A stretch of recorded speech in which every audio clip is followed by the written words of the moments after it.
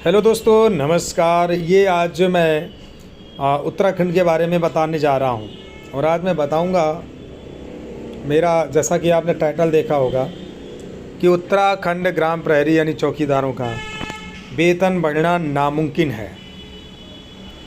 क्योंकि final report के साथ मैं आपको बता दूं कि अविकल उत्तराखंड, ये वहाँ का पेपर है, सामने तस्वीरों में देख पाएंगे। कर्मचारियों को मांगों पर बनी सहमति, जल्द फैसले की उम्मीद। पहल शासन में हुई बैठक के बाद कुछ प्रमुख मुद्दों पर जारी होगा शासनादेश। देहरादून, राज्यकर्मियों की समस्याओं के लिए शासन व कर्मचारी संगठन से हुई वार्ता, मुद्दों पर बनी सहमति। मंगलवार को अपर मुख्य सचिव की अध्यक्षता में आयोजित बैठक में विभिन्न लंबित प्रकरणों पर सहमति बनी।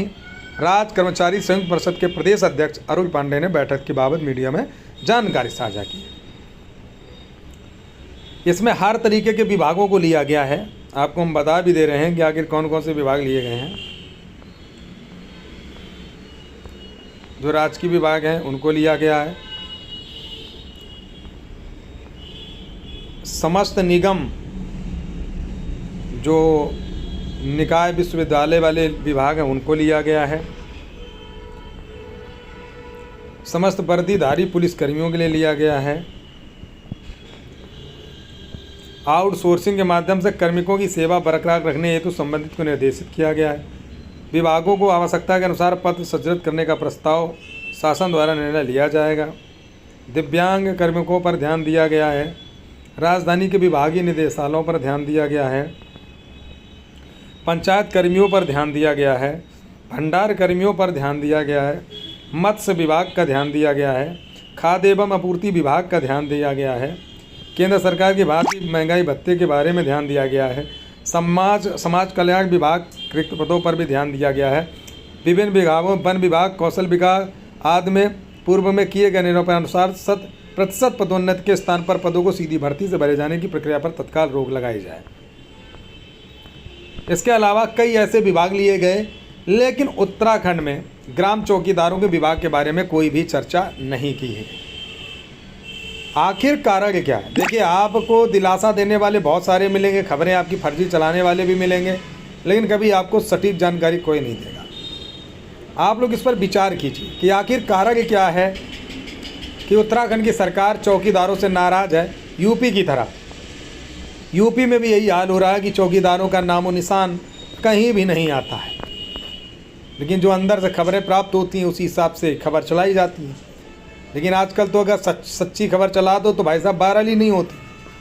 अब जैसे ये खबर चला रहा हूँ तो ये भी कहो वायरल ना हो, चौकीदारों को लगेगा नहीं यार वेतन नहीं बढ़ेगा, अब क्या करा क्या ना। अरे भाई, कहीं ना कहीं कमियां आ रही हैं, उन कमियों पर आपको ध्यान देना ही होगा।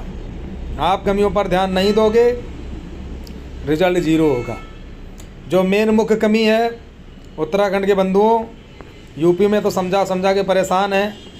अगर आप लोग समझदार हैं तो उत्तराखंड में एक बात हमारी मान लो, जिस दिन आप 50% प्लस चौकीदार एकजुटता में हो गए और अगर धरना या आंदोलन करेंगे तो आपको सफलता 110% आपको मिलेगी।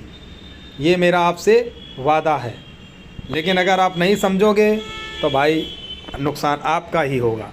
इसलिए मैं आपको हमेशा सही दिशा दिखाने का प्रयास करता हूँ। तो इस बातों पर थोड़ा आकलन करें और सोचने पर विचार करें। इसके अलावा मैं आपको बता दूं कि एक महिला के द्वारा हमारे साथ किस तरह से अभद्रता कराई जा रही है, मैं आज आपको सुनाने जा रहा हूं। आप उसे सुन सकते हैं। आप उसे सुनेंगे तो आपको, अगर हो सकता है कि अगर कहीं ना कहीं आपके यहाँ माँ बहन होगी तो आपको भी बुरा लग सकता है। हालांकि मुझे बुरा नहीं लगता, क्योंकि मैं हर माँ को माँ समझता हूँ और बहन मेरी बहन है। लेकिन यहाँ पर उस महिला के द्वारा गाली दी जाती है और बताया जाता है कि सुरेंद्र जिलाध्यक्ष है कोई, उसके द्वारा दिलवाई जाती है, राजीव शुक्ला के द्वारा दिलवाई जाती है। आखिर उस महिला ने गाली क्यों दी, ये जांच का विषय है। ये रिकॉर्डिंग डालना मेरा इसलिए उद्देश्य है क्योंकि प्रूफ रहना चाहिए, क्योंकि कल को ये लोग किसी महिला के द्वारा हमें फंसाने की साजिश भी रच सकते हैं। क्योंकि जिस तरह से धमकी दी जा रही है, उसने अभद्र तरीके से गाली दी, उसको झांसी की रानी लोग बोल रहे हैं। ज़रा सोचिए क्या गाली देने वाली झांसी की रानी हो सकती है? गाली देने वाली महिला को झांसी की रानी की उपाधि दी जा रही है। कहीं ना कहीं ये राष्ट्र हित में भी कितनी गलत मानसिकता लोग रखते हैं।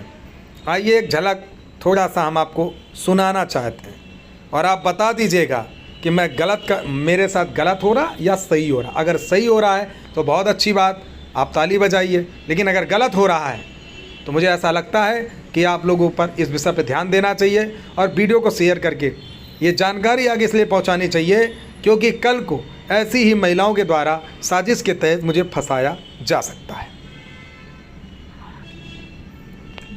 वो भी फोन लगाया था जी। उन्होंने भी बताया बोनस आ गया, उन्होंने तो बताया था 1640। हाँ पासवान तो बिल्कुल झूठ बोलते हैं। अगर सुरेंद्र जोनबा अध्यक्ष कहे होते तो हमको विश्वास होता। अन्नू त्रिपाठियों को लगाओ तो हमने वो माधव तू क्या बात करेगा, भोसड़ी वाला सरासर झूठ बोलता है। अरे तो फिर वो जिसके खाते में आया उसने बताई थी बाबा का नाम से फर्जी चल रहा है ग्रुप में भैया। अच्छा हाँ, ये सब ऐसे फालतू के बोल रहे हैं ग्रुप में अपना नाम कमाने के लिए। अभी हाँ, एक बार हम पासवान के पास फोन लगाएंगे, उनकी मैया चोट देंगे माधव चोट को भोसड़ी वाले। अब आप बताइए, इनको झांसी की रानी बोलते हैं, क्या आपको नहीं लगता कि झांसी की रानी की बेइज्जती की जा रही है? आप इनकी दूसरी रिकॉर्डिंग सुनिए जो इसका समर्थन कर रहे हैं। और ये रिकॉर्डिंग जो भेजी है ये कमलेश कुमार हैं कोई जालौन से, वहाँ के द्वारा ये रिकॉर्डिंग हमारे पास आई है। आखिर वो क्यों उन्होंने भेजी, क्या मकसद है वो उनका, वो जाने। सुनिए। अन्नू त्रिपाठी जी, वो चौकीदार महिला जिला बस्ती से है, झांसी वाली रानी है। आपको जूते से स्वागत करेगी और आपको जूते की माला पहनाएगी। जितने भी चौकीदार आपके समर्थन में हैं उनको भी जूते से स्वागत करेगी। वो शेरनी है, तुम जैसे गीदड़ों से नहीं डरेगी, तुम्हारे घर पे आके ठोकेगी तुमको। देख लेना, समय आने दो। झांसी की रानी है वो अन्नू त्रिपाठी जी। और ये बड़बड़ ग्रुप में करते हैं ना, इनको भी जूते से पीटेगी। जरा सोचिए, हमारी तो छोड़िए, मतलब जो चौकीदार हमारा समर्थन कर रहे उनके प्रति कितना जहर घोला जा रहा है। लेकिन याद रखना, मैं मानता हूँ कि मेरी संख्या कम है कि ज़्यादा मुझे नहीं पता, लेकिन मैं इतना ज़रूर जानता हूँ कि मेरा कोई भी समर्थक होगा, चाहे कोई भी समर्थन करने वाला मेरा भाई बंधु होगा, वो चाहे वो दुनिया के किसी भी कोने का। हमारी तो बात छोड़ दीजिए, हमारा क्या होगा भगवान के सहारे, मैं डरता नहीं किसी से, ठीक है। लेकिन अगर हमारे किसी व्यक्ति को इस तरह से धमकी देकर डराने की कोशिश की जाए, ये कहाँ तक का इंसाफ है। लेकिन बस आप लोगों से भी मैं यही वादा करता हूँ कि मैं हमेशा कानून के तहत कार्य करता हूँ और ये रिकॉर्डिंग डाल रहा हूँ।